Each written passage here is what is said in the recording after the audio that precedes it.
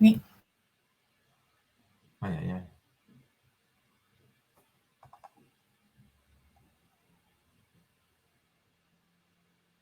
Ok, C'est à vous. il est pile 11 heures, donc on va démarrer ce webinaire donc organisé par l'Institut for a Positive Food sur le thème de l'alimentation personnalisée, défis et perspectives.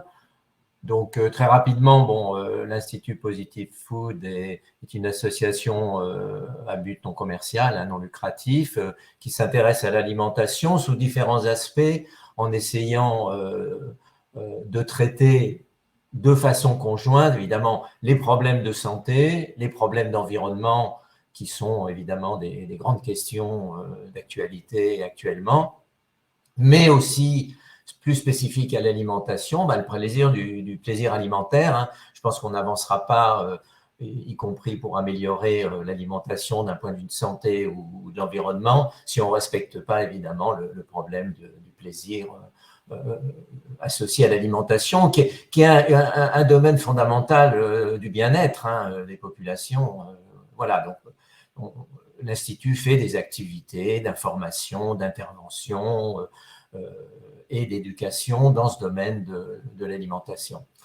Alors là, nous allons parler aujourd'hui de l'alimentation personnalisée. Je présenterai les trois intervenants qui vont illustrer cette question. Alors, l'alimentation personnalisée, on en entend parler de plus en plus depuis quelques temps.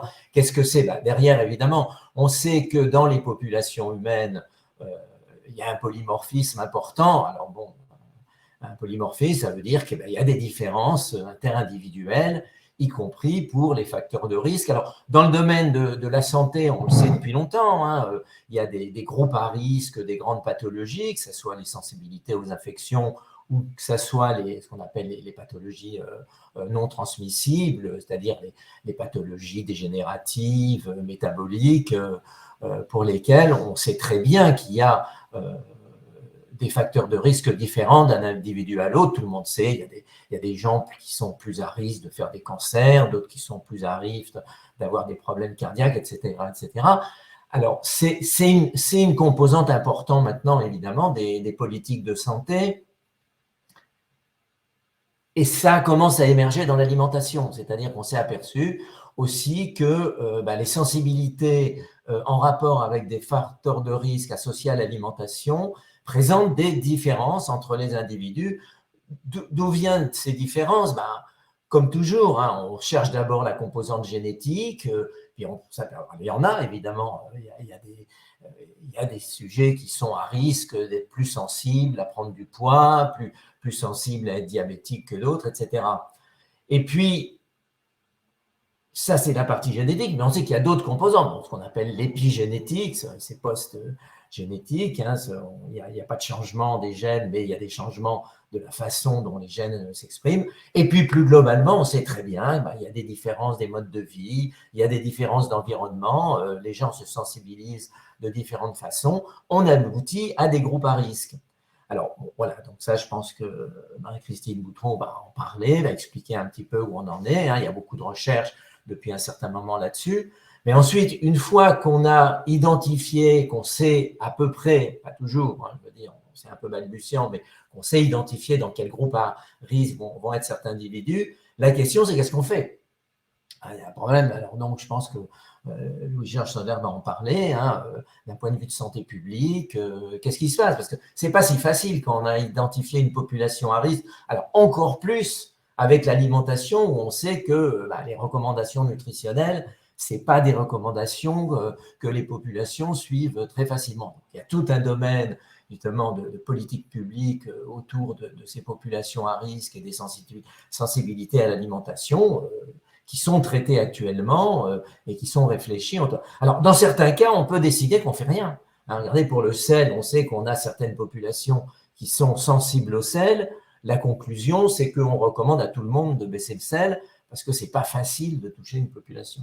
Et puis, évidemment, dernière composante de cette question, c'est le problème qu'est-ce que les filières alimentaires, agroalimentaires font avec ça, quel type d'aliments on peut développer, est-ce qu'il y a des supports, est-ce que c'est peut-être des supports d'innovation, mais à ce moment-là, il faut formuler des aliments adaptés à certaines populations, et puis il faut que ces populations consomment ces aliments-là. Voilà. Donc, vous voyez, il y a tout un tas de champs de développement autour de ce problème de l'alimentation personnalisée qui a émergé, on va dire, depuis 10, 15 ans maintenant, qui devient de plus en plus sensible et sur lesquels, dans l'avenir, de toute façon, c'est sûr, il va se passer des choses autour de cette alimentation. Alors, personnalisée, dans la médecine, c'est déjà appliqué. Hein, on parle maintenant, et c'est dans la pratique, la médecine personnalisée, quoi. Je veux dire, on va cibler les individus pour leur risque personnel. Alors, les intervenants qu'on va avoir, les bases de ces différences de sensibilité vont être présentées par Marie-Christine Boutron-Rouault, hein, qui est médecin interniste, nutritionniste, praticien à l'Institut mutualiste Montsouris à Paris actuellement, et puis surtout tout un très long passé de chercheur à l'INSERM sur les problèmes d'épidémiologie de la santé, et donc est tout à fait la personne de choix pour nous parler de ces problèmes de population et de facteurs de risque dans les populations et comment on intègre évidemment toutes les composantes de ces sensibilités. Comme je disais, un deuxième problème, c'est un peu qu'est-ce qu'on fait en termes de santé publique, en termes de politique publique. Donc, cette question-là va être traitée par Louis-Georges Solers, hein, qui est un chercheur à l'INRA dans le domaine de l'économie, de la socio-économie, etc., qui actuellement a tout un passé de recherche autour de l'alimentation à l'INRAE et qui actuellement est directeur scientifique adjoint du département alimentation bioéconomie à l'INRA, donc il est à l'INRAE, donc il est tout à fait évidemment la personne de choix pour nous parler de ces problèmes de traduction de ces questions en termes de population, en termes de politique, etc. Et puis évidemment, comme je disais, la troisième composante, c'est qu'est-ce que font les filières agroalimentaires, quelle innovation, est-ce qu'il y a des entreprises et comment elles prennent ça, comment elles s'approprient cette question, et puis évidemment toute la question des nouvelles entreprises, des startups qui vont tourner autour de ça, puisqu'évidemment on a vu émerger beaucoup d'idées sur les applications qui peuvent en découler. Donc, cette partie du problème va être traitée par Marie-Claire Renaud-Descubes, qui est Business Development Manager, conseil et spécialiste agriculture et alimentation chez BMG France, hein, qui a écrit un certain nombre d'articles sur cette question, évidemment, des entreprises qui développent des applications dans l'alimentation personnalisée. Voilà, donc sans plus attendre, on va démarrer ces présentations. Donc, il va y avoir les 3 présentations. Si on a du temps, on prendra 1 ou 2 questions, mais surtout, donc, garder des questions qu'on va répertorier, évidemment, sur les questions qui vont être posées sur le site. Et au cours de la table ronde, on reprendra les différentes questions qui ont été posées par les participants à ce webinaire. Voilà, donc je vais passer la parole à Marie-Christine Boutron-Rouault. Merci et merci de m'avoir invité à participer à ce webinaire. Alors, je n'ai pas encore la main sur mon… Ah, si, voilà, parfait. Donc, je vais essayer très rapidement de brosser en fait ce tableau que vous m'avez demandé de brosser de la variabilité interindividuelle en tenant compte de notre génétique, mais aussi de nos comportements et des conditions de vie. Alors, on a cru dans les années 90 que, voilà, par la génétique, on arriverait à tout comprendre et que finalement, on allait tous nous mettre dans des petites cases et arriver à faire une santé personnalisée. Eh bien, on va voir que c'est plus compliqué que ça, qu'il y a, comme a dit M. Thomé, l'épigénétique aussi, mais aussi des choses qui sont plus difficiles à cerner, comme la variabilité de notre équipement enzymatique. Alors, Donc, les grandes choses bien connues, les mutations majeures, finalement, elles sont évidemment très importantes pour les familles concernées. Elles concernent heureusement assez peu de familles. Elles ne sont pas si rares que ça, mais quand même. Donc, on va avoir par exemple des mutations majeures comme BRCA1, BRCA2 pour le cancer du sein ou des mutations du syndrome de Lynch pour le cancer colorectal ou d'autres cancers. Mais ce qui est très important, c'est quelle est notre marge de manœuvre, même dans ces cas génétiques extrêmement prégnantes, et bien que souvent la pénétrance n'est pas totale, que la maladie peut survenir plus tard ou plus tôt, et que c'est dans cette marge de manœuvre que l'on peut agir, et notamment par notre alimentation, on y reviendra. Alors, donc de façon plus fréquente, tout le monde est soumis à des variabilités de son équipement enzymatique, ce qu'on va appeler le polymorphisme biologique.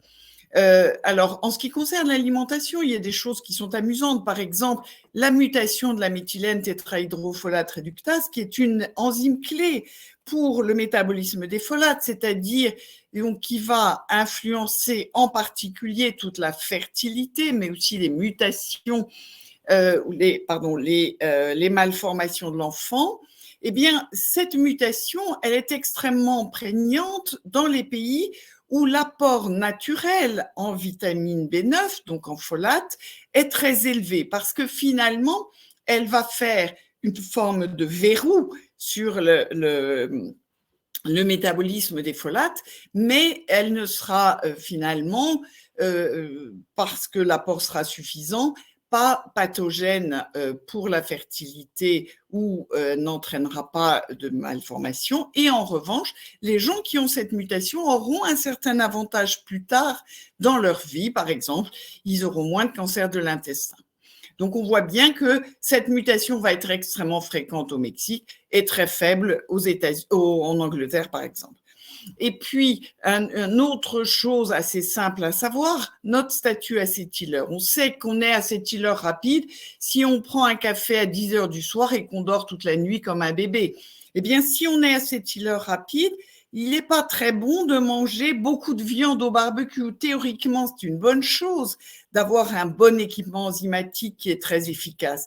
Mais en réalité, les toxiques de la viande au barbecue vont être concentrés par leur élimination rapide dans la bile et vont être détoxifiés par le microbiote, vont augmenter le risque de cancer de l'intestin. Inversement, celui qui va être métaboliseur lent et qui sait que s'il prend un café après 4 heures de l'après-midi, il ne dormira pas de la nuit, eh bien, certains autres toxiques vont pouvoir rester plus longtemps dans son sang et donc s'éliminer par les urines et, par exemple, soumis à certains toxiques, dont certains colorants, notamment du textile, vont pouvoir faire plus de cancer de la vessie.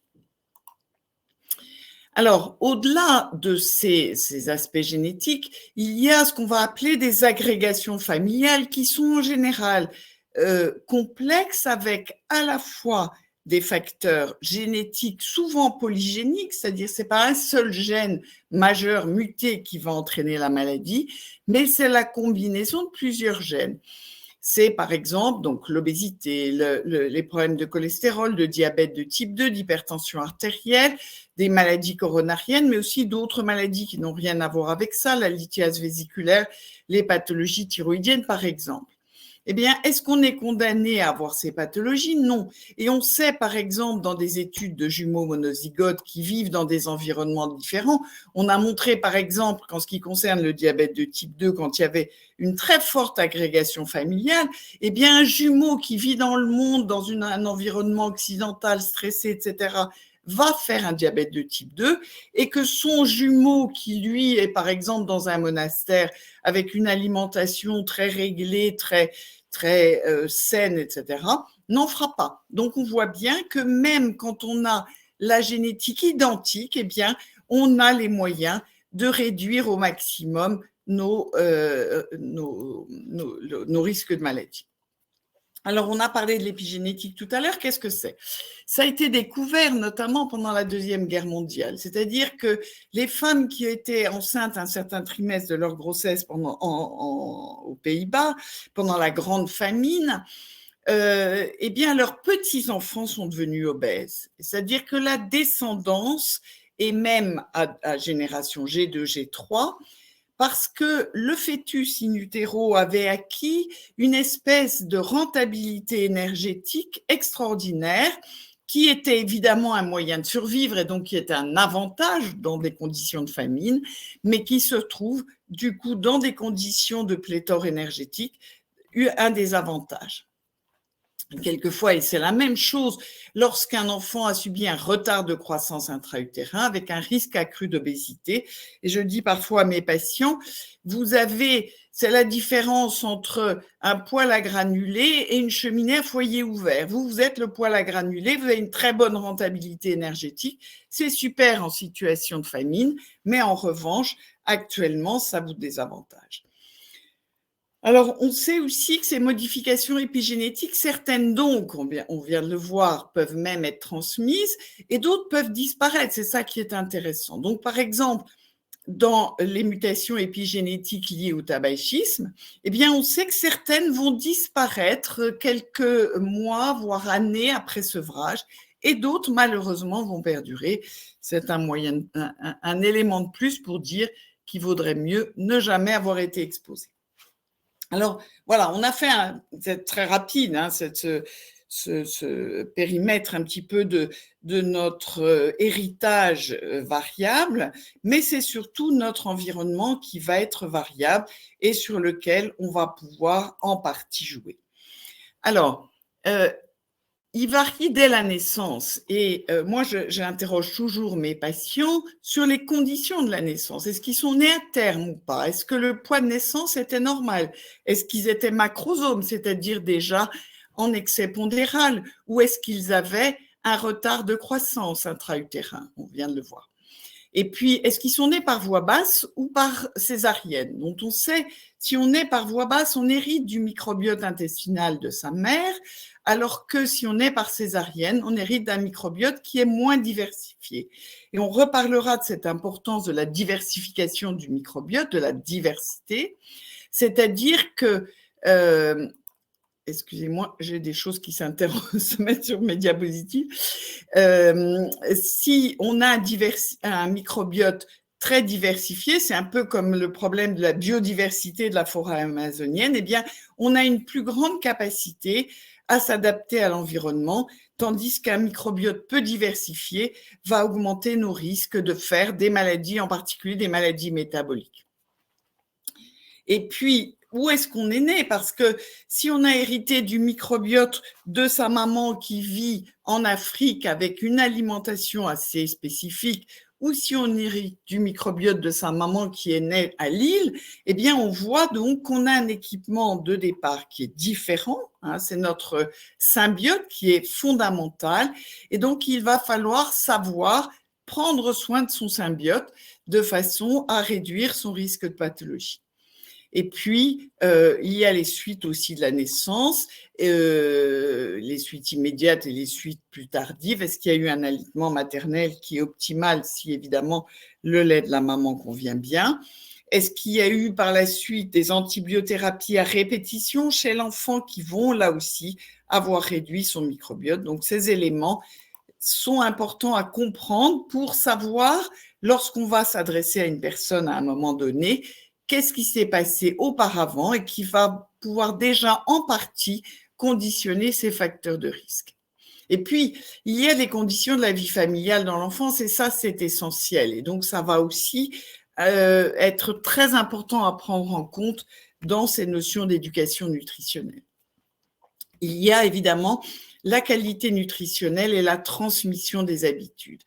Donc, les conditions socio-économiques dans lesquelles vivent ces familles, et c'est donc l'enfant, est-ce que c'est des familles nombreuses? Est-ce que l'adulte a la capacité même technique de faire la cuisine? Est-ce qu'il sait le faire? Est-ce qu'il connaît les aliments qui sont nécessaires en particulier à l'enfant? Est-ce qu'il a les capacités financières? Quelle est la part du budget qui est représentée par l'alimentation, avec aussi, évidemment, on en reparlera, la tentation de compenser certaines difficultés par une alimentation qui va être certes plutôt hédonique, mais sans doute de moindre qualité. Et puis, il y a aussi toutes ces notions d'exposition précoce, familiale ou sociale, à un environnement d'addiction, alors l'alcool, le tabac, les substances toxiques, mais aussi à des risques de troubles du comportement alimentaire dans les conditions dans lesquelles sont élevées ces personnes. Alors, il y a évidemment des choses sur lesquelles on va pouvoir agir, et donc c'est l'importance de l'éducation à la santé et à prendre soin de soi. L'apprentissage des notions de qualité nutritionnelle et de cuisine des aliments à haute densité énergétique, faible densité nutritionnelle en général, et à l'inverse des aliments comme les fruits et légumes à haute densité nutritionnelle, c'est-à-dire contenant énormément de micronutriments utiles à la santé et en revanche assez peu caloriques. Et puis, toujours dans cette histoire de microbiote, tenir compte de l'alimentation traditionnelle familiale, notamment pour des personnes qui sont nées dans des pays à tradition alimentaire extrêmement différente, on en reparlera, ne pas leur imposer même ce qui est considéré comme sain pour nous, parce qu'il va falloir s'adapter à la fois à leur microbiote, mais aussi potentiellement à leur polymorphisme biologique, et donc tenir compte des éléments qui vont permettre à un individu donné d'être en meilleure santé possible. Et puis, dans la population de patients en situation de grande obésité que je prends en charge, eh bien, on sait que 80% au moins ont subi du trauma sévère. Et ce trauma, c'est-à-dire des traumatismes qui ont eu un impact dans le cerveau, dans notre cerveau archaïque, et qui vont déclencher des comportements inappropriés et un peu à l'insu de la personne, eh bien, vont pouvoir déclencher notamment des troubles du comportement alimentaire, anorexie, boulimie, surcompensation par l'alimentation, tachyphagie et autres. Voilà. Et puis enfin, j'en ai parlé tout à l'heure, évidemment, il est tentant, soit pour les parents, soit pour l'individu après, à l'âge adulte, de compenser un environnement difficile par des plaisirs simples, hédoniques et peu onéreux, et donc le sucre, les fast-food, la junk food, etc. Alors, du coup, les habitudes alimentaires, de plus en plus, moi qui étais donc une épidémiologiste de la nutrition, eh bien, on va les étudier de façon macroscopique, c'est-à-dire d'essayer de caractériser une alimentation dans sa globalité, parce qu'on ne va pas manger un fruit isolément, ou on ne va pas manger du zinc isolément. Donc, on va pouvoir définir des typologies, c'est-à-dire des comportements alimentaires, parce que je n'aime pas du tout le terme de régime qui a une connotation restrictive et qui est très délétère, des typologies à moindre risque. Alors, ça va être l'alimentation méditerranéenne qui est bien connue, et d'ailleurs, dans le même ordre d'idées, dans les alimentations traditionnelles, ça va être l'alimentation nordique qui va être plus à base de baies, de céréales complètes, etc. Il y a la DASH diet qui a, pour réduire le risque cardiovasculaire aux États-Unis, des alimentations plutôt faiblement inflammatoires dont on a montré que certains aliments ou des épices, des herbes, etc., vont avoir la capacité de réduire le potentiel inflammatoire de l'alimentation et donc d'être aussi favorable à une bonne santé, mais aussi une alimentation paléolithique. On en parle de plus en plus et en fait, certains peuples, certaines personnes ont traditionnellement ce type d'alimentation qui va les maintenir en bonne santé alors même qu'ils auront par exemple une consommation extrêmement faible de laitage. Et puis inversement, des typologies à haut risque, donc on va avoir généralement l'alimentation de type occidental, les alimentations très inflammatoires, ou l'utilisation de ce qu'on va appeler les aliments ultra transformés. Ce sont les Brésiliens qui ont fait cette classification NOVA, c'est-à-dire que plus l'aliment va être finalement consommé, acheté tout prêt, produit par l'industrie agroalimentaire avec adjonction d'un certain nombre d'éléments qui ne sont pas indispensable pour cet aliment, eh bien, c'est associé à des risques accrus de certaines maladies.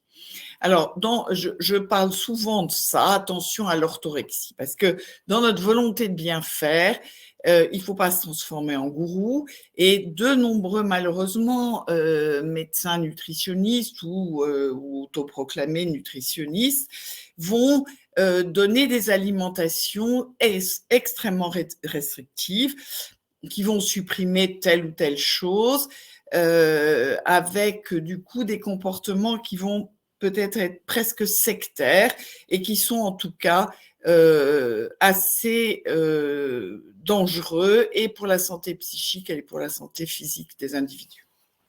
Il reste 1 minute. Alors, je vais très rapidement, désolée, je suis trop bavarde, parler de la variabilité des prises alimentaires. Et ça, c'est très important. On a montré que de manger plutôt en début de journée, un apport calorique plutôt focalisé sur un début de journée, par rapport à une fin de journée, ce qui est plutôt le type des grandes villes, va moins favoriser la prise de poids au long terme, mais aussi une régularité des prises alimentaires, donc le goûter traditionnel, parce qu'il limite les risques de pic d'insuline et donc de stockage, va limiter aussi le risque de prise de poids et de diabète. Il y a tout le problème des contaminants de l'alimentation, donc en particulier, je dirais juste attention aux édulcorants intenses et aux nanoparticules de dioxyde de titane qui font des génocides au niveau des populations bactériennes de notre microbiote. Pour conclure que nous partons effectivement avec un équipement qui est différent. Il est important de le connaître de façon à adapter au mieux nos comportements pour réduire notre risque, mais il nous reste une grande marge de liberté pour réduire ces risques, d'où l'importance de l'éducation à la santé. Il est important aussi de tenir compte des conditions, donc les acteurs politiques, sociaux et de l'industrie qui jouent un rôle majeur. Importance de bien former les médecins qui ne dépistent peut-être pas encore suffisamment les problèmes liés à l'alimentation et à l'obésité ou à l'anorexie. Et puis, donc globalement, mieux former tous les acteurs de l'éducation à la santé. Je vous remercie. Voilà, merci pour cette intervention très claire qui jette bien les bases de ce problème, de la spécificité de chaque individu, en tout cas de groupe d'individus. Mais donc, comme je disais au début, c'est qu'est-ce qu'on fait d'un point de vue politique publique de santé pour prendre en compte. C'est toujours très compliqué d'aller toucher des populations particulières. Et donc, c'est Louis-Georges Soler, donc, comme je disais, qui est chercheur à l'INRAE, spécialiste un peu de ces questions, qui va illustrer un petit la façon dont ceci est pris en compte maintenant dans les politiques publiques. Merci Daniel. Est-ce que vous m'entendez? Est-ce que vous voyez les diapos? Oui, mais ce n'est pas en plein écran. D'accord, mais si je mets en plein écran, c'est bon? Là, c'est bon? Oui. Super. C'est bien. Écoutez, merci beaucoup. Bonjour à toutes et à tous et merci pour votre invitation à participer à ce webinaire. Donc, mon sujet, alors je ne suis pas directement spécialiste d'alimentation personnalisée, mais on m'a sollicité aussi pour rentrer, donc comme l'a dit Daniel à l'instant, sur un point de vue santé publique et au fond, l'angle d'attaque, je vais revenir sur l'alimentation personnalisée, mais l'angle d'attaque que j'ai privilégié au départ, c'est cette problématique de l'intervention, des interventions publiques en population générale ou ciblée. Et on verra peut-être après effectivement comment ça croise des choses que vient de dire Marie-Christine. Alors au fond, si je prends un point de vue strictement d'économiste de la santé, au fond, la priorisation des interventions de santé publique, et je me place là vraiment en termes de prévention, donc je suis vraiment dans la problématique de prévention et de la place de l'alimentation dans la prévention des différents risques que Marie-Christine vient de mentionner. Donc d'un point de vue strictement de santé publique, au fond, la priorisation des interventions, elle met en jeu plusieurs critères. Au fond, quels sont les bénéfices de santé attendus par la mise en œuvre de telle ou telle politique ou intervention? quel est le rapport coût-efficacité de ces interventions, sachant que ce rapport coût-efficacité met en balance des coûts pour les pouvoirs publics, mais aussi des coûts pour les consommateurs, pour les individus, dès lors qu'on leur suggère de manger des choses qu'a priori ils aiment moins, ou de manger plus de choses qu'ils aiment moins, ou moins de choses qu'ils aiment bien. Donc il y a forcément des coûts à amender pour les consommateurs, les individus, et pour les pouvoirs publics. Et donc le balance entre ces coûts et les gains de santé. Gains de santé en termes d'incidence, morbidité, mortalité, etc., vu du point de vue du populationnel et de la santé publique. Et puis des enjeux sociaux, puisqu'on connaît l'importance des inégalités sociales de santé dans pas mal de pays, et elles existent aussi en France. Et donc la priorisation et le choix des types d'intervention, la combinaison des types d'intervention, passe en particulier par cette priorisation basée sur ces critères. De ce point de vue-là, pour bien comprendre l'arbitrage, au fond, qu'est-ce qu'on essaye de faire par des interventions en population générale? Là, j'ai fait un petit schéma qui, en fait, présente la distribution de la population le long d'un facteur de risque ou d'un niveau d'exposition au risque présent et qui ferait partie, par exemple, de ceux qu'a mentionné Marie-Christine. Et donc, avec la proportion d'individus tout au long de ce gradient d'exposition au risque, et avec peu d'individus avec très peu confrontés au risque, très grandement confrontés au risque, et puis la masse au milieu. À travers une intervention en population générale, ce qu'on cherche à faire, c'est de déplacer cette courbe. Et donc, pardon. Ah. Excusez-moi. Ah voilà, je n'ai pas pris le bon bouton. Donc, c'est déplacer cette courbe et l'action doit déplacer la courbe vers la gauche de manière à changer le risque moyen et la distribution de la population tout au long de ce niveau de risque. Ce qu'on sait des interventions en population générale de manière générale, c'est qu'en fait, ces actions-là, elles génèrent des déplacements assez faibles des risques individuels. Donc, en fait, tout le monde va peut-être bouger un peu, mais un peu. L'avantage, c'est qu'on touche toute la population. Et au fond, la somme des petites modifications au niveau individuel génère un effet populationnel qui, dans certaines expérimentations, dans certaines configurations, sont telles que les gains de santé sont supérieurs au coût d'intervention. Et dans ce cas-là, l'intervention de la population générale est justifiée et efficace.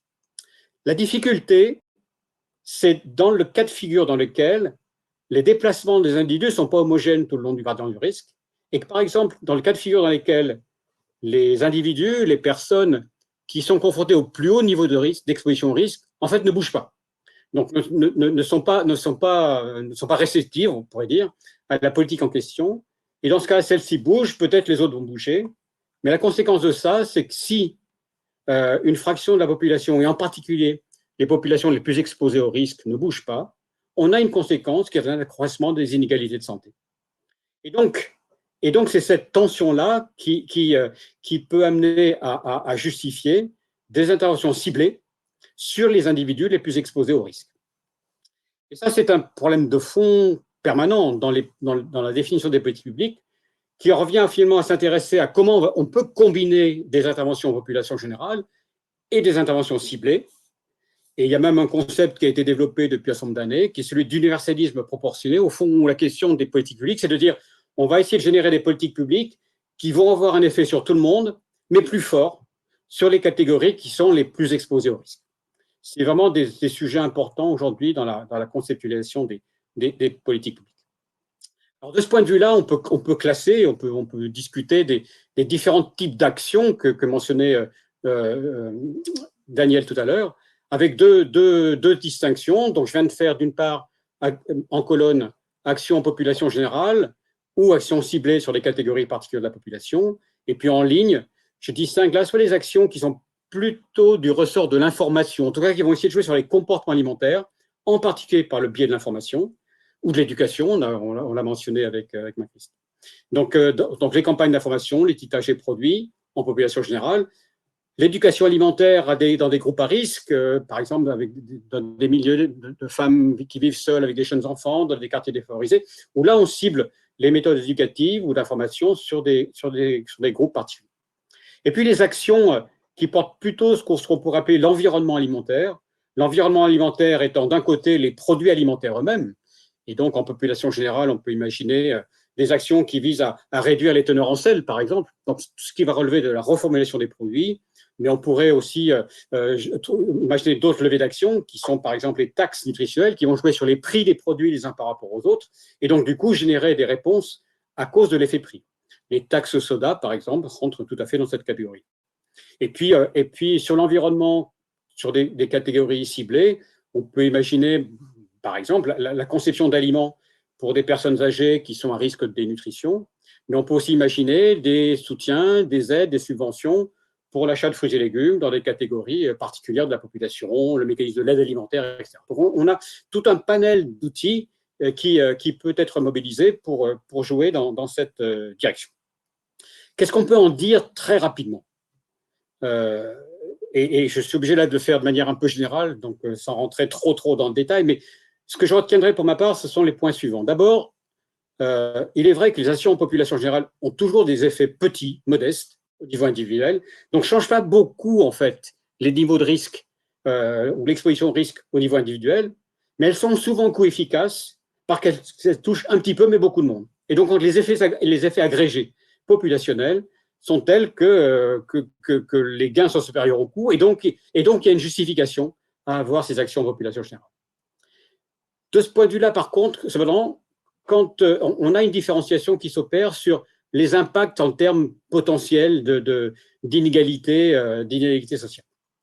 En fait, quand elles agissent via l'information, enfin certains types d'informations, ou quand elles agissent via les taxes, en tout cas certains types de taxes, elles peuvent être régressives. Régressives, ça veut dire qu'elles ont des effets favorables du point de vue de la santé, mais les coûts des changements vont être plus élevés pour les catégories moins favorisées socialement. Ces coûts des changements, ça peut être parce que les prix vont être plus élevés, ou ça peut être parce qu'on demande des déplacements qui sont plus difficiles à réaliser par des catégories moins favorisées socialement. Quand elles portent sur l'environnement alimentaire, par exemple dans la reformulation des produits alimentaires, par exemple, je reprends encore l'exemple de la réduction du sel dans les aliments, dans ce cas-là, elles peuvent être progressives, c'est-à-dire qu'elles vont bénéficier à tout le monde, mais encore plus à des catégories moins favorisées socialement. Et puis, les actions ciblées sur des catégories à risque ont généralement des effets plus forts au niveau individuel, donc on va plus faire bouger les choses du point de vue comportemental que par des politiques générales. Donc, elles contribuent d'une certaine manière potentiellement à une réduction des inégalités sociales, mais leur rapport coût-efficacité est variable parce que le ciblage en tant que tel est une question qui doit être approfondie. C'est ce que je fais là pour essayer de préciser un petit peu plus les choses. Donc la question, c'est si on veut cibler, comment on cible? Alors je l'ai dit, première option, on ne cible pas. Donc là, toute la population est visée. Par exemple, une grande campagne d'information sur ce qu'il faut manger ou l'activité physique, etc. Dès lors qu'on veut cibler, la question, c'est comment on fait pour cibler les populations en risque. Et donc, il y a plein de choses qu'a dites Marie-Christine, au fond, qu'on peut retrouver de ce point de vue-là. Il y a une première dimension qui vont être ce qui relève des caractéristiques sociodémographiques. L'âge, les niveaux des revenus, les niveaux d'éducation, donc toute une série d'éléments, en fait, dont on peut penser qu'ils sont corrélés à des niveaux de facteurs de risque. Et donc, on peut cibler grâce à des caractéristiques sociodémographiques dès lors qu'on est capable de les appréhender. Vous ne connaissez pas l'âge de tous les individus, vous ne connaissez pas les revenus de tous les individus, vous ne connaissez pas l'éducation de tous les revenus, mais par contre, il y a des variables qui peuvent être corrélées, par exemple le lieu de résidence, les quartiers défavorisés, la présence dans des institutions, le lieu de travail, l'école, donc qui sont des lieux dans lesquels vous allez capter une connaissance sur les individus du point de vue de leurs données sociodémographiques, voilà, sans avoir à collecter en fait cette information qui est en fait un acte coûteux. Ça peut être aussi par le biais, ce sont des personnes qui ont recours à l'aide sociale ou à l'aide alimentaire. Et puis ensuite, il y a un niveau encore plus fin qui est celui des caractéristiques individuelles, l'état psychologique, la génétique, l'épigénétique qu'on a évoqué tout de suite, éventuellement les paramètres biologiques. Et là, l'accès à ces informations est beaucoup plus compliqué pour faire un ciblage de politique. Alors, c'est évidemment le lieu dans lequel se joue la relation entre le patient et le personnel de santé, que ce soit le médecin, le diététicien. On a là des acteurs qui ont les connaissances, ou qui peuvent avoir les connaissances sur les individus, sur ces caractéristiques-là. Mais on voit bien qu'en tant que tel, ce n'est pas si facile à faire dès lors qu'on voudrait cibler une politique publique tenant compte des caractéristiques individuelles. Et donc, du coup, on est là de nouveau à un arbitrage.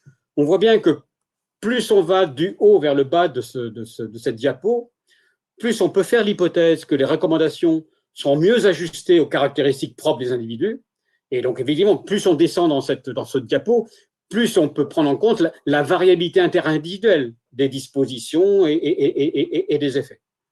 On peut aussi supposer que les motivations et l'adhésion aux recommandations va être plus élevée. Au fond, si vous avez un message qui est plus ciblé sur l'individu, au fond, on peut faire l'hypothèse que l'individu va être plus à l'écoute peut-être et peut-être plus changer son comportement si c'est le cas. Mais par contre, on est dans une complexité croissante de ciblage avec des coûts d'intervention croissants tout au long de ce gradient. Et du coup, pour moi, c'est dans ce contexte-là que se pose la question de l'alimentation personnalisée. Et au fond, quelle peut être sa place ou quelle pourrait être sa place en prévention. Je me mets vraiment en prévention et en dehors de la relation soignant-patient, puisqu'au fond, la relation patient-soignant, elle existe. Et c'est là que se joue la relation entre l'individu et le soignant. Et de ce point de vue-là, je distinguerai trois points, qui me permettra aussi peut-être de vous dire, moi, qu'est-ce que je vois dans ce champ, dans ce périmètre de l'alimentation personnalisée. Le premier renvoie à ce qui serait le sujet de la conception des aliments. Au fond, c'est des aliments adaptés à des besoins spécifiques de la personne âgée, du sportif, de l'enfant, de la personne enceinte, de la femme enceinte, etc. Et donc, on a là quelque chose qui renvoie à la conception des aliments et donc vraiment aux caractéristiques des produits qui vont être mis en marché. Je ne développerai pas ce point, mais je suppose qu'on va y revenir dans les discussions, mais il y a tout ce champ-là de la conception. Je mentionnais quand même qu'au-delà de l'aliment, on pourrait tout à fait imaginer la conception des repas.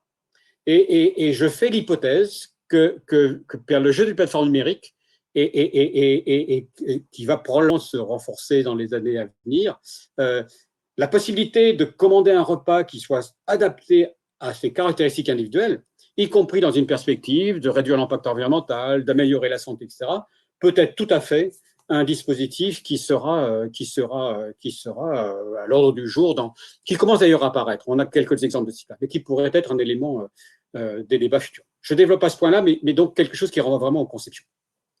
Le deuxième point, c'est au fond dans l'élaboration et la proposition des recommandations. Au fond, si j'exploite tout ce que vient de dire Marie-Christine, on voit bien que la connaissance de tous les éléments qu'elle regroupe, au fond, débouche nécessairement sur des recommandations qui vont être ajustées en fonction des caractéristiques de chaque individu. Alors ça, ce n'est pas mon domaine, donc je ne vais pas beaucoup en dire dessus, mais du coup, dans la personnalisation, c'est la personnalisation de la recommandation. Et là se pose la question que j'ai mentionnée juste avant, c'est au fond, comment les données individuelles peuvent remonter à l'acteur, au développeur d'une application numérique, peu importe, comment ces données individuelles vont remonter jusqu'à l'individu ou la personne qui va faire les recommandations, ce qui suppose quand même un engagement de la part de l'individu, du patient ou du futur patient, ou en tout cas de la personne qui veut s'engager dans un changement, et donc déjà une motivation.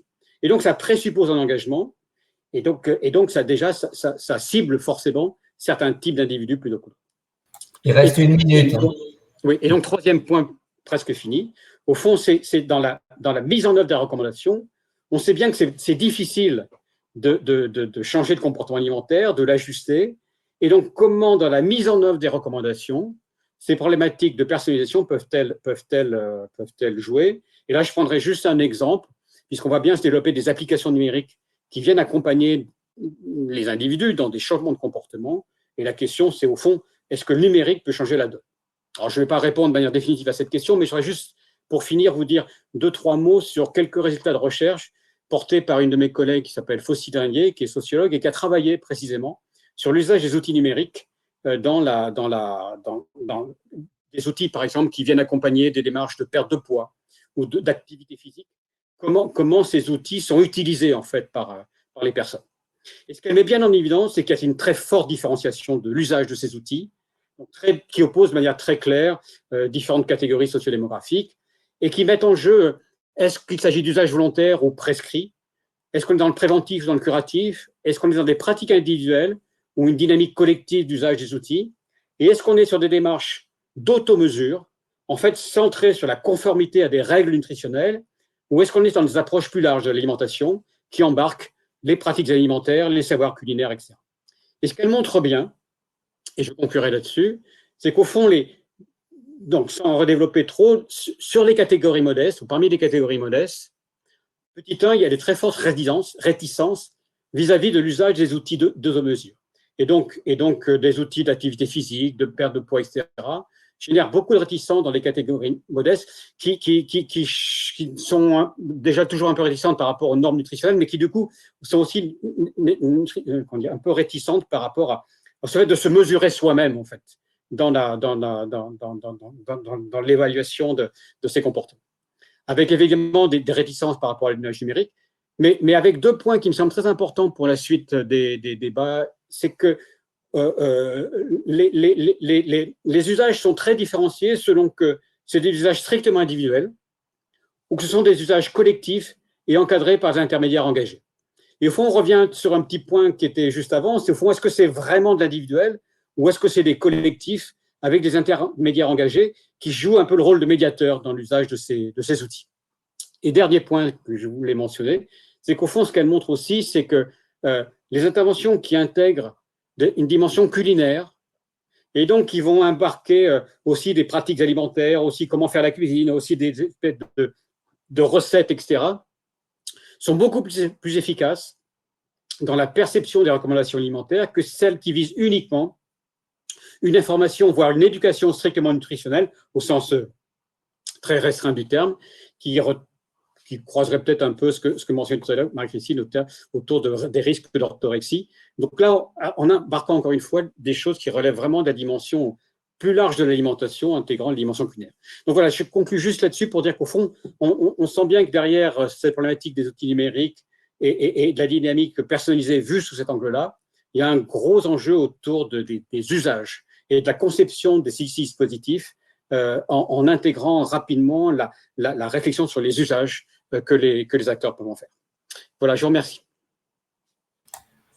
Voilà, merci Louis-Georges pour cette intervention très claire qui montre la complexité des interventions de politique publique, comme toujours, quoi. On sait traiter des populations, soit globales, soit par catégorie de population, c'est très compliqué.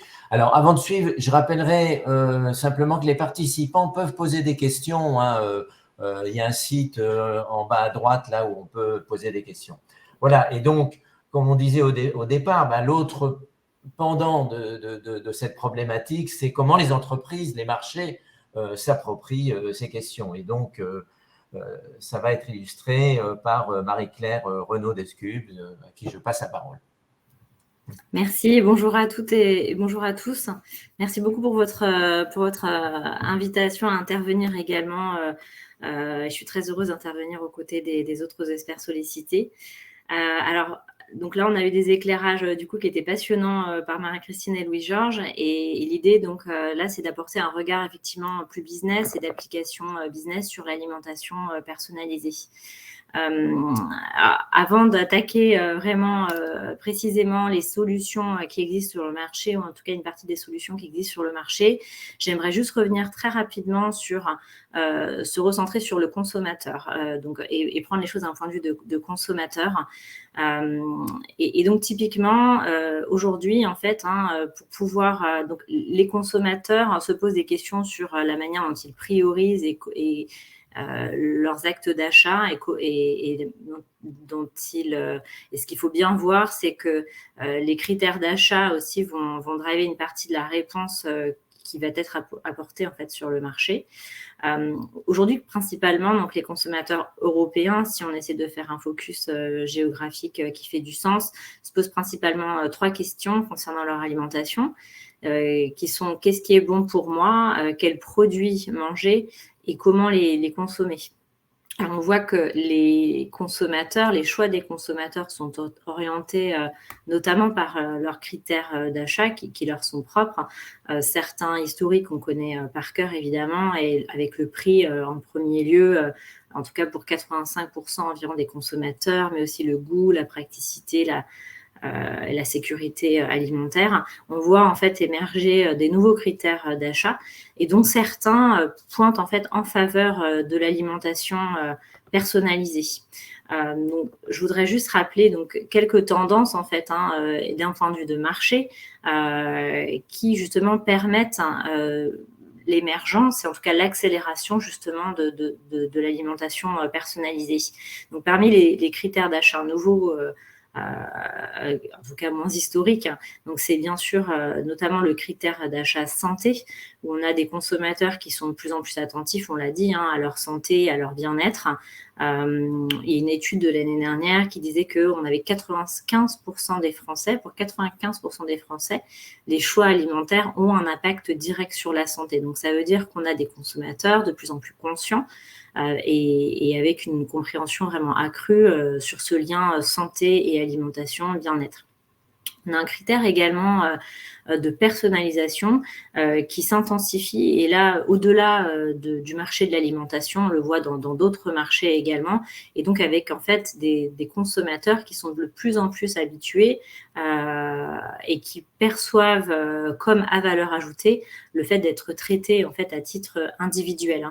Un autre critère d'achat récent, c'est vraiment l'expérience que souhaite vivre le consommateur à travers son expérience produit, mais également l'expérience de l'achat.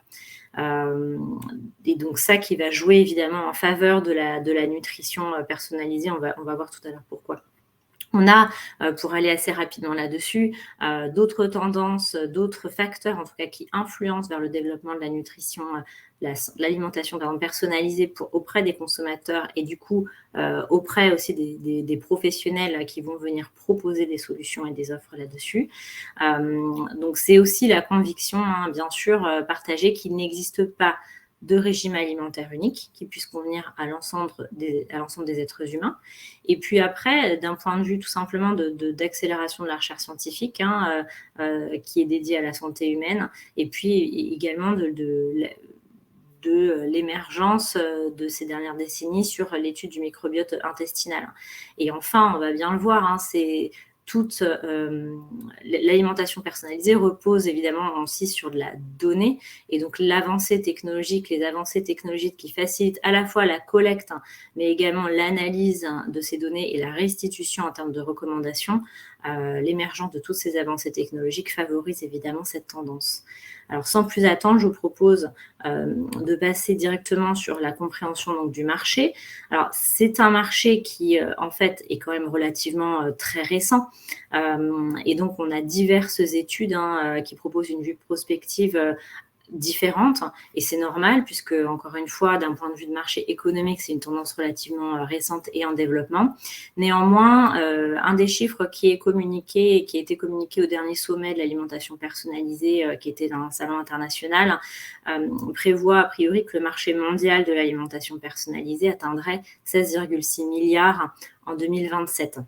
Donc évidemment quelque chose de marché de taille très conséquente et surtout avec un taux de croissance annuel moyen qui serait compris autour des 10%. Ce qu'on voit aujourd'hui, c'est qu'on a, en termes de répartition de marché, l'Amérique du Nord qui représente une part importante du marché aujourd'hui, et notamment suivi par l'Europe et l'Asie, où en Europe, on pressent que l'Allemagne serait vue comme un marché relativement porteur. D'un point de vue d'offre, la France est très bien positionnée, on va le voir, avec plusieurs entreprises innovantes qui interviennent sur ce marché. On va également, alors je vous propose de passer à des cas pratiques en fait, à des cas business concrets.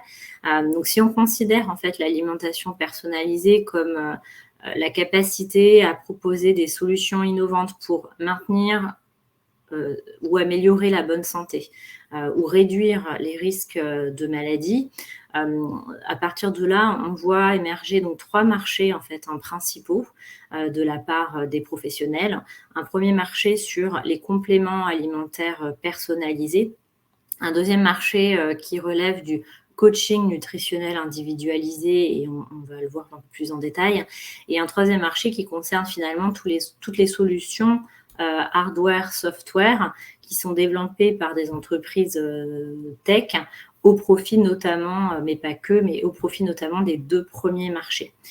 Peut-être de rappeler également que parmi ces 3 offres existantes, on voit qu'il y a plusieurs degrés également de précision dans l'offre qui est proposée, et plusieurs degrés de personnalisation également, en fonction finalement des approches et des technologies qui sont utilisées par les entreprises innovantes qui se placent sur ce secteur.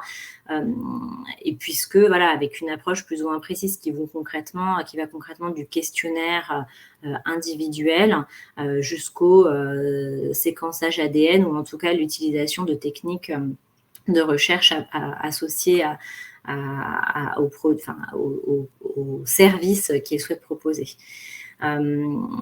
Chaque solution a plusieurs types d'applications, on le voit là et on va en discuter tout à l'heure, et plusieurs marchés, bien entendu, ciblés possibles. On l'a évoqué déjà durant cette matinée, mais on va également y revenir. Alors, si on fait un focus, par exemple, donc, sur les compléments alimentaires personnalisés, alors les compléments alimentaires en soi, évidemment, n'est pas un marché nouveau.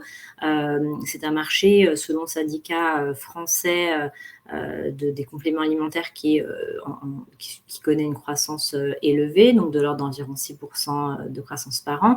Néanmoins, l'un des axes de différenciation fort de certaines entreprises qui évoluent sur ce marché, c'est la personnalisation. Et donc aujourd'hui, on a des exemples de start-up notamment. Je vais vous en citer 2. Une start-up par exemple française qui a été créée en 2019 et qui s'est spécialisée en fait dans la vente de cures de compléments alimentaires personnalisés. L'idée donc c'est que depuis leur site internet, il y a un questionnaire auquel va répondre en fait donc le consommateur, en tout cas l'individu qui se présente sur ce site, et par l'intermédiaire des réponses, donc il y a un algorithme qui va traiter les réponses de l'individu et qui va faire une proposition d'actifs concentrés qui vont être inclus donc dans une cure de compléments alimentaires personnalisés. Alors, c'est une start-up qui connaît un succès conséquent et qui, notamment en 2022, cette année, vient de lever 10 millions d'euros et a vocation en fait à s'étendre sur le marché européen. Donc, avec des investisseurs en fait privés notamment qui croient en cette promesse, en tout cas en cette offre, et qui soutient en fait cette entreprise dans sa croissance. Un autre exemple sur ce marché des compléments alimentaires personnalisés, là c'est une start-up aux États-Unis qui propose donc ce produit, mais là en revanche la méthode diffère, et là il se base en fait sur des analyses de sang et un diagnostic aussi lifestyle, donc comme c'est décrit sur le site, donc sur l'hygiène de vie en fait et le style de vie de l'individu. D'un point de vue de marché géographique, l'Asie est particulièrement, la demande en tout cas est particulièrement dynamique en Asie, puisque de manière générale, en fait, c'est une partie du monde, notamment en Chine, où il y a une forte tendance des compléments alimentaires pour des usages de santé, en préventif, et puis également de beauté.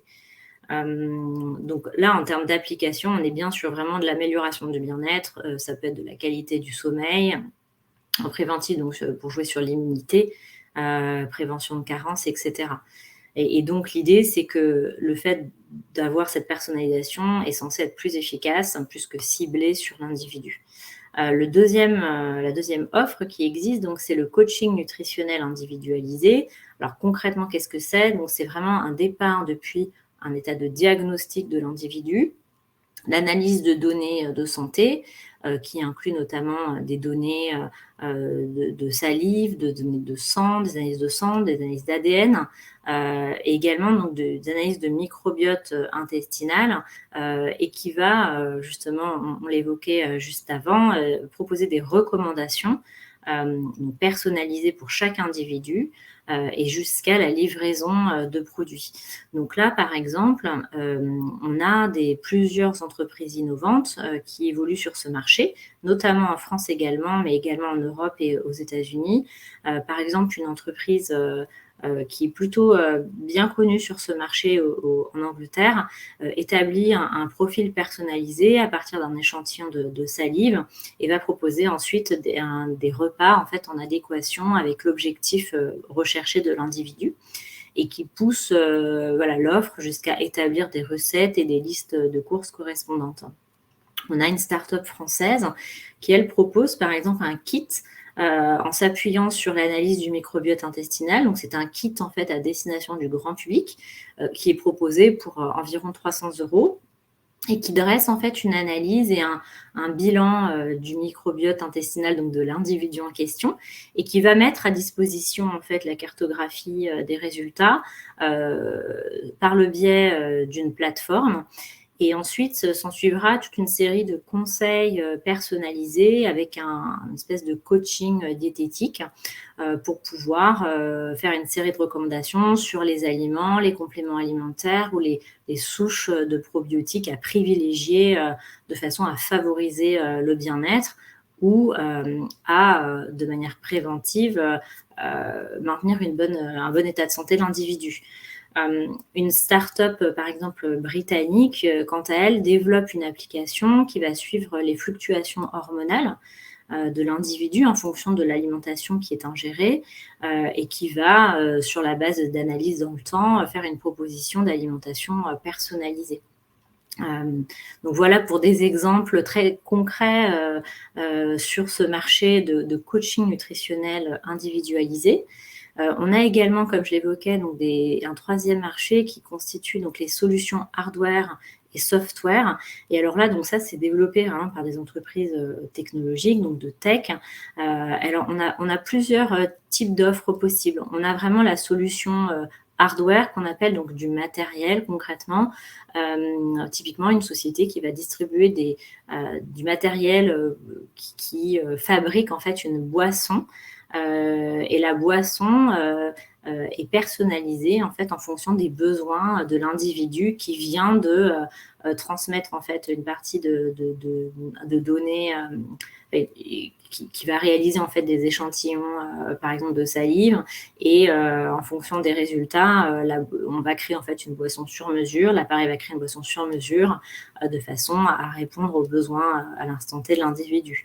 On a également, par exemple, une application qui permet de gérer et partager les données de manière digitale. Et donc, c'est ce que je disais, typiquement, ce type d'application, ça va être un support, en fait, aux acteurs, par exemple, qui évoluent sur le deuxième marché qu'on évoquait à l'instant.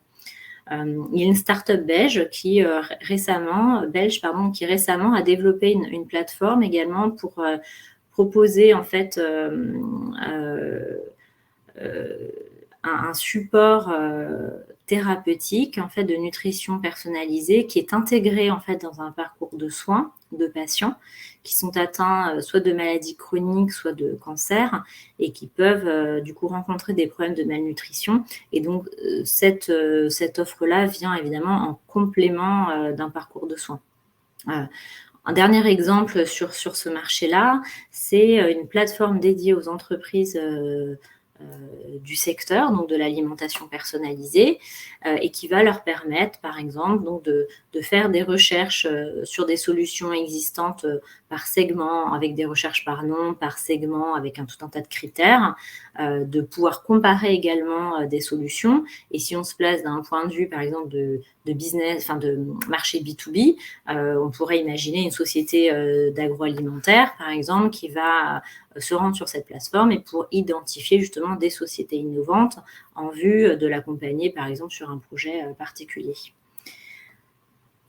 Alors, si on réfléchit maintenant d'un point de vue d'écosystème, alors l'écosystème est extrêmement vaste et les acteurs variés. Aujourd'hui, on voit bien qu'on est à l'intersection de deux marchés, comme on l'a dit, entre la santé et l'alimentaire, avec un levier donc apporté par des acteurs, par différents types d'acteurs, que ce soit au niveau des instituts de recherche, des acteurs du milieu de la tech, des acteurs du digital, des professionnels de santé, etc. Donc, on a là autour de la roue, j'ai essayé de représenter différents acteurs donc, de cet écosystème et également des investisseurs qui soutiennent en fait ces différents projets. Ce qu'on voit, c'est qu'on a des acteurs qui sont à l'intersection de deux marchés, comme on le disait, et puis des acteurs qui sont donc spécifiques à certains marchés. Donc des startups pour faire un peu le tour de la roue, on en a parlé à l'instant, j'ai donné déjà plusieurs exemples. J'aimerais parler par exemple ce que j'appelle des corporates, donc des entreprises privées en fait qui évoluent sur le secteur, alors notamment du secteur agroalimentaire. Là, l'alimentation personnalisée. Il reste 1 minute à peu près. Voilà, ok, je me dépêche.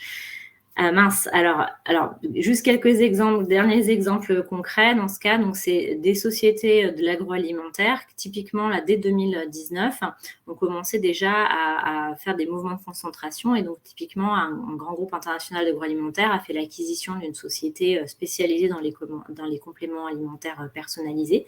On a aussi des groupes internationaux, toujours de l'agroalimentaire, qui, eux, font le choix, en revanche, d'avoir des cellules en interne pour développer ces produits-là. Les instituts de recherche contribuent complètement, évidemment, à tout cela. Et typiquement, il y a un projet qui s'appelle French Gut en France, qui s'inscrit dans une démarche internationale pour l'analyse du microbiote intestinal, mais qui va favoriser aussi l'émergence de ce type de tendance. J'aurais aimé vous en dire plus, mais on a le chat ensuite. Simplement rappeler qu'effectivement, le sport est un marché qui est extrêmement important et de croissance pour tous les acteurs du milieu de la nutrition, de l'alimentation personnalisée. On a des entreprises, par exemple, des fabricants de matériel qui adoptent l'alimentation personnalisée comme une nouvelle solution, en fait, qui vont proposer via des plateformes qui va proposer des solutions adaptées soit aux athlètes avec lesquels ils sont en contrat ou alors des sportifs de leur communauté.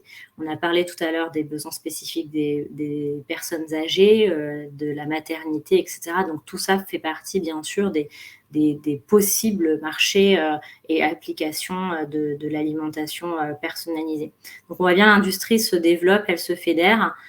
Et les levées de fonds sont encore finalement relativement faibles et donc ont de beaux jours devant elles. Je vous laisse simplement méditer sur les derniers défis à relever qu'on peut évoquer par l'intermédiaire de la table ronde, mais en tout cas, voilà, simplement dire qu'on a beaucoup d'applications possibles. On peut aller un cran plus loin encore dans l'alimentation personnalisée, en tenant compte aussi des préférences alimentaires des individus, mais aussi des choix éthiques de cela. D'un point de vue de business, d'un point de vue économique, comprendre qu'en tout cas, c'est bien toute la chaîne de valeur du secteur agroalimentaire qui serait impactée, à partir du moment où on produit, où on transforme, mais aussi dans la manière dont on vend, dont on conditionne et dont on distribue également les produits qui émergeraient de cette tendance. Bon voilà, je ne sais pas s'il me reste encore quelques temps, mais en tout cas, il reste des défis à relever, des éléments de preuve à fournir, la réglementation qui doit aussi favoriser, ou en tout cas qui peut être un frein à certains acteurs. Voilà, donc je me tiens à disposition de vos questions. Je ne veux pas poursuivre si le temps est terminé, mais vaste tendance en tout cas dont les différents acteurs continuent, sur lesquels les différents acteurs continuent de proposer des solutions, de réfléchir et donc pour proposer des solutions et répondre aux tendances et aux attentes des consommateurs. Voilà, merci pour cette intervention très, très intéressant qui montre bien que c'est un domaine émergent. Donc, on va attaquer la partie table ronde. Juste pour lancer un petit peu la discussion, des interventions, on retient quelques points importants. Bon, sur le plan des origines de la variabilité interindividuelle, c'est très multifactoriel, hein. Il y a, comme l'a montré la première présentation, c'est multifacteur, hein. Il y a de la génétique, il y a de l'épigénétique, mais ensuite il y a du comportement, de l'environnement, de toutes les situations de vie. Mais évidemment, l'espoir, c'est que la pathologie n'est pas inéluctable. Et c'est bien ce qu'a présenté Marie-Christine, c'est que ce n'est pas parce qu'on a le risque qu'on déclare la maladie. Et là, ça veut dire que les conditions dans l'environnement, l'alimentation, peut être un facteur important.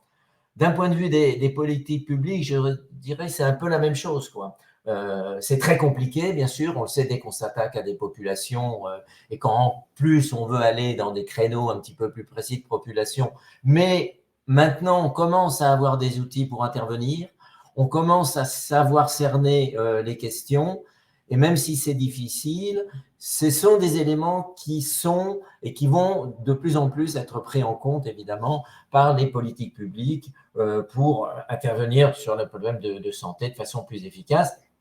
Et puis, évidemment, en ce qui concerne la dernière présentation sur les industriels et les marchés, eh ben, moi, je retiens que c'est vraiment un marché en émergence, mais avec un niveau de valeur ajoutée qui peut être énorme. Quand on voit les quantités d'argent que certaines startups ont pu récolter pour un concept qui n'est pas encore en application, je pense que c'est très intéressant et quand on voit ce qui a été présenté, évidemment, on voit qu'il y a quelque chose sûrement qui va se développer dans l'avenir. Voilà, alors pour démarrer la table ronde, il n'y a pas beaucoup de questions. Alors il y a une question, mais on peut l'illustrer puisqu'il y a une question autour de l'obésité, bon, qui est centrale évidemment, et je pense que les trois intervenants peuvent intervenir autour de la question, qu'est-ce qu'on peut proposer dans le cas de l'obésité? Voilà, donc peut-être vous pouvez intervenir déjà autour de cet aspect, les trois intervenants. Alors moi, je prends en charge sur le plan médical des patients en situation d'obésité, en principe plutôt de grande obésité, à qui on va proposer de la chirurgie bariatrique parce qu'on a justement constaté l'échec de tout ce qui avait été proposé auparavant. Il commence à y avoir des médicaments qui peuvent être proposés pour des patients en situation de blocage, mais ce qu'on constate tous, c'est que c'est en amont, bien sûr, qu'il faut intervenir. Et c'est pour ça que j'ai insisté aussi sur les conditions de vie, c'est-à-dire donc la situation de l'enfant avec un double risque, soit les parents qui sont trop sur le dos de l'enfant et qui finalement vont générer des troubles de comportement alimentaire, des enfants souvent soumis à ce qu'on va appeler la grossophobie ou le fat bashing à l'école, et surtout pour lesquels on va simplement axer sur « tu manges trop » et non pas comprendre pourquoi l'enfant est dans cette situation-là. Voilà. Alors, avec à la fois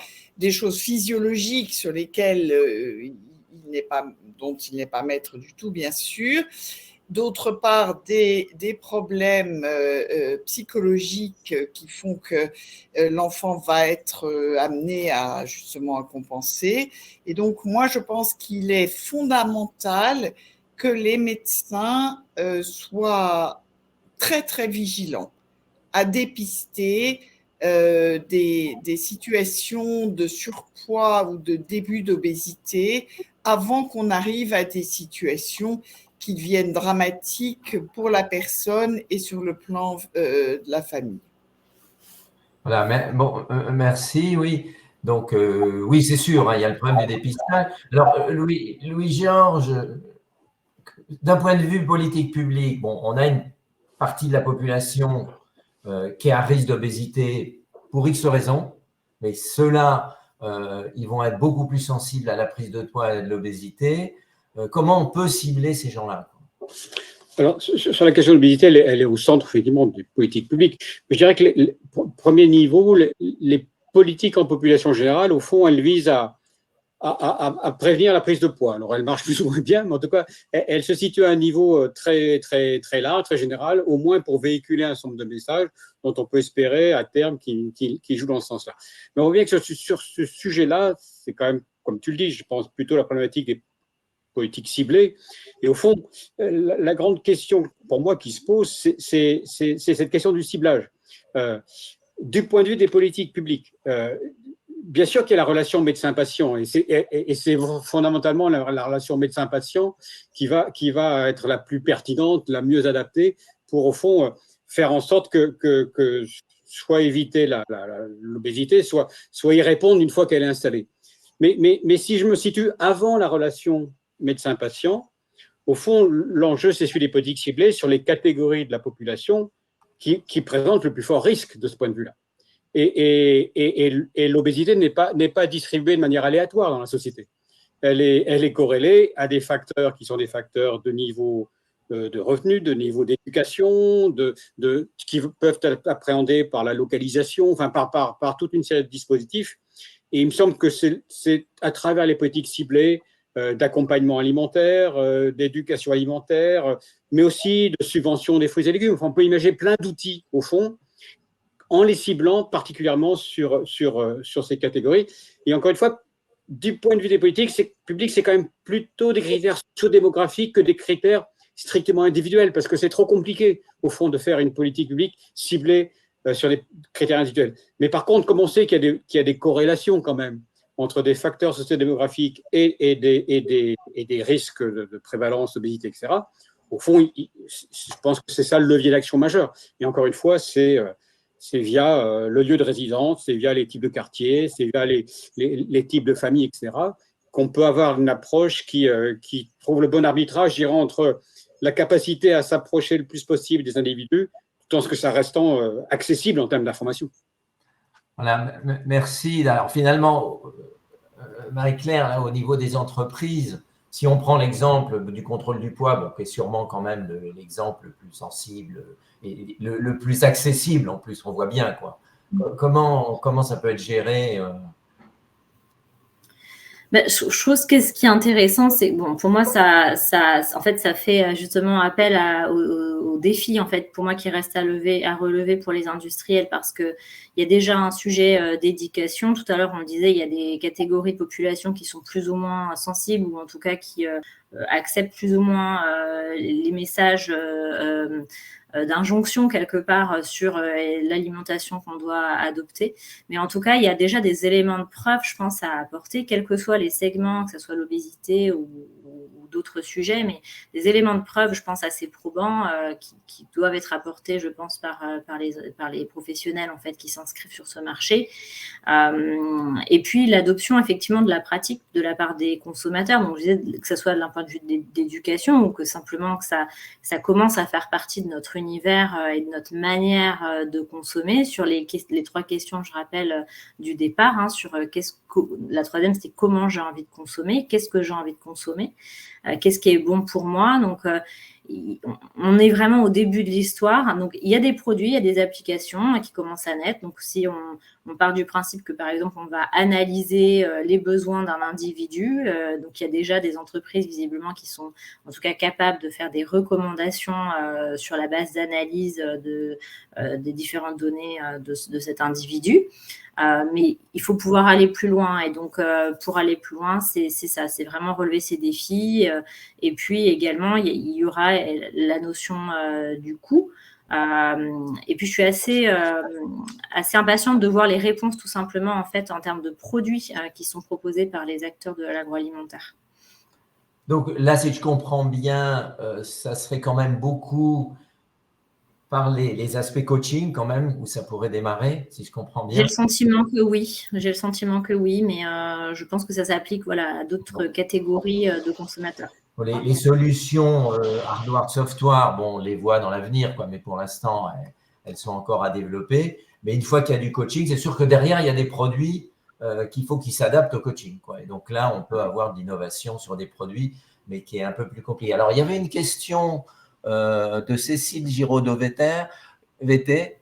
Peter, comment aider les personnes à gérer à la fois la personnalisation de leur alimentation selon leurs besoins individuels et la commensalité de l'alimentation en France? Je ne sais pas qui veut répondre.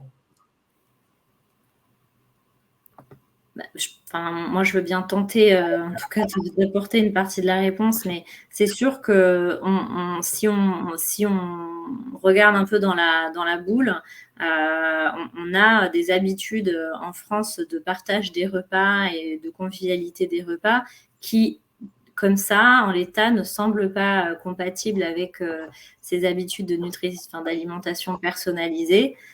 Ça pose la question, effectivement, socialement, dans 20, 30 ans, à quoi ressemblent nos repas du dimanche en famille. Si chacun doit avoir un régime alimentaire, j'entends une alimentation, en tout cas, qui est personnalisée. Je ne crois pas qu'il y ait de réponse. Je pense que la question est très juste, elle est très bonne. Je pense que ce sont des évolutions qui se font sur du très long terme. Oui, j'avais un peu le même point de vue. Je pense qu'effectivement, c'est une question qui vient directement dans ce sujet-là, qui est, à force de personnaliser, on aura effectivement un repas par individu. Je pense que ça pose aussi la question de l'externalisation de la fonction culinaire. Parce qu'au fond, de cette manière, c'est dans le prolongement de ce qui a été dit à propos des applis, on peut imaginer tout à fait une plateforme qui livre les repas et au fond qui va ajuster les recettes et les repas en fonction justement des caractéristiques de chaque individu. Et donc on a je crois, finalement la question qui est posée, moi je ne sais pas y répondre non plus, hein, mais comment ça nous embarque ça dans quelque chose qui personnalise encore plus les repas au sein de la famille, mais qui externalise aussi, de cette manière, la fonction culinaire encore plus que ce qu'on a fait jusqu'à présent. Là, on arrive un peu au bout. Alors, il y a une question quand même très importante là qui serait plutôt pour Marie-Christine sur le rôle possible des médecins scolaires.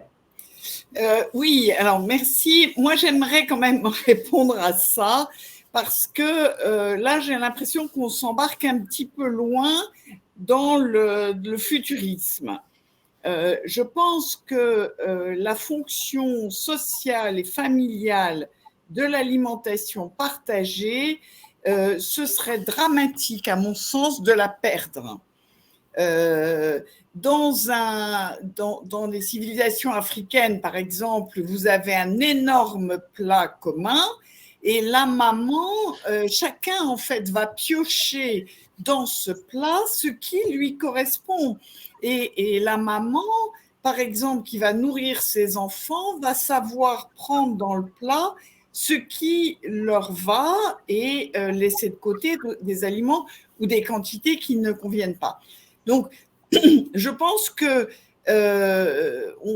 on doit pouvoir trouver un compromis entre quelque chose qui soit tellement personnalisé qu'elle en devient un peu égocentrique et quelque chose qui soit finalement où tout le monde de la famille soit obligé de consommer la même chose.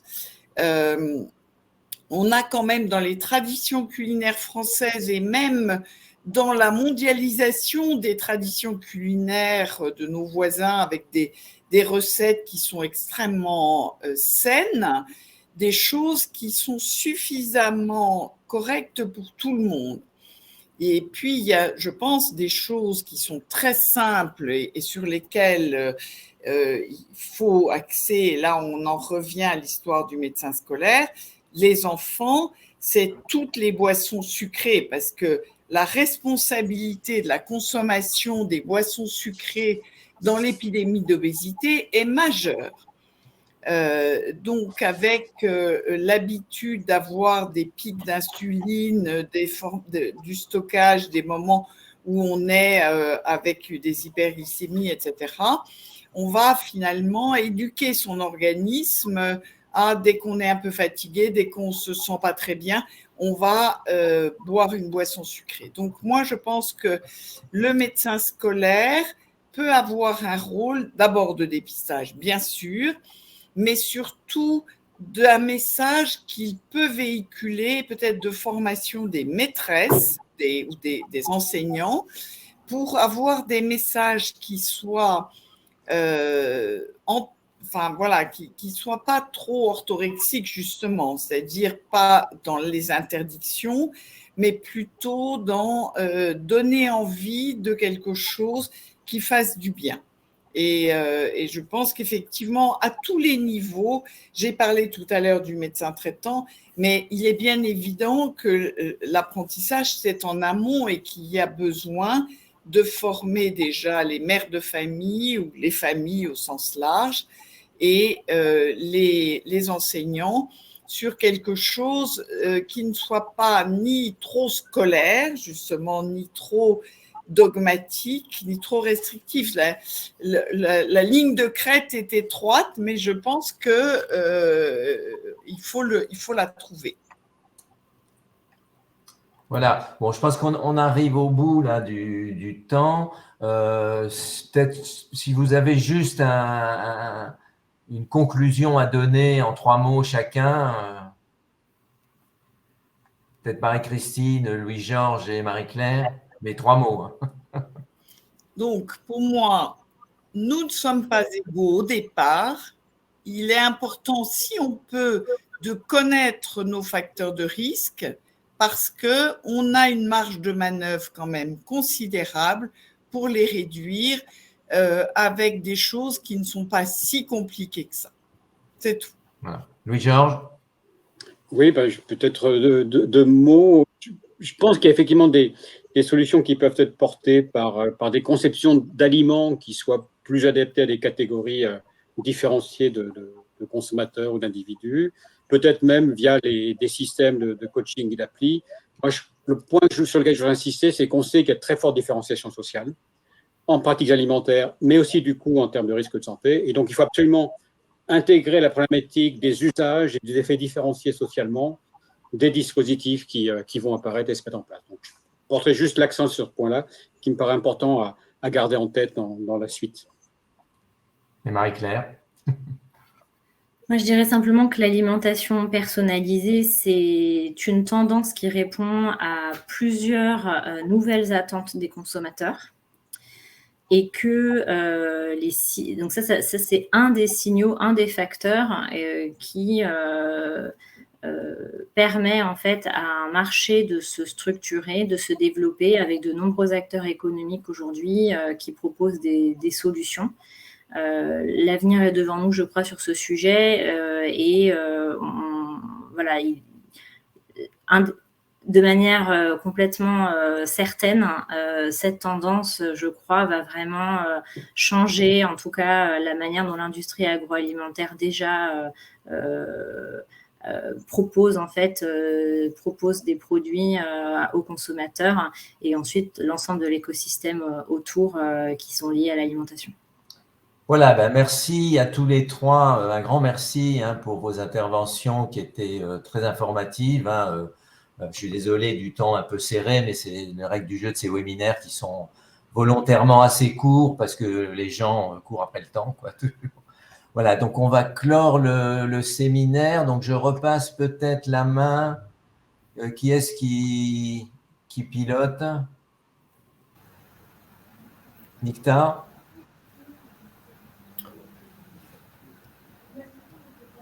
On t'entend pas. Oui, merci Daniel et merci aux intervenants pour ces présentations très intéressantes. Voilà, merci un grand merci aussi tous les participants, qui commencent à se pour déconnecter. leur présence et leurs questions. Donc nous, on peut clôturer le webinaire. En termes d'actualité à venir, on annonce la semaine prochaine le lauréat du prix Innovation Positive Food 2022. Donc attribué par l'Institut for Positive Food. N'hésitez pas à suivre notre page LinkedIn pour les actualités. Et puis, on aura le plaisir de vous informer, de vous retrouver en 2023 en vous souhaitant de belles fêtes de fin d'année. Merci beaucoup. Merci à vous. Au revoir à tous. Au revoir, merci. Voilà, merci à tous. Donc, et nous allons clore le webinaire. Merci beaucoup. Merci à vous tous. Au revoir. Au revoir. Au revoir.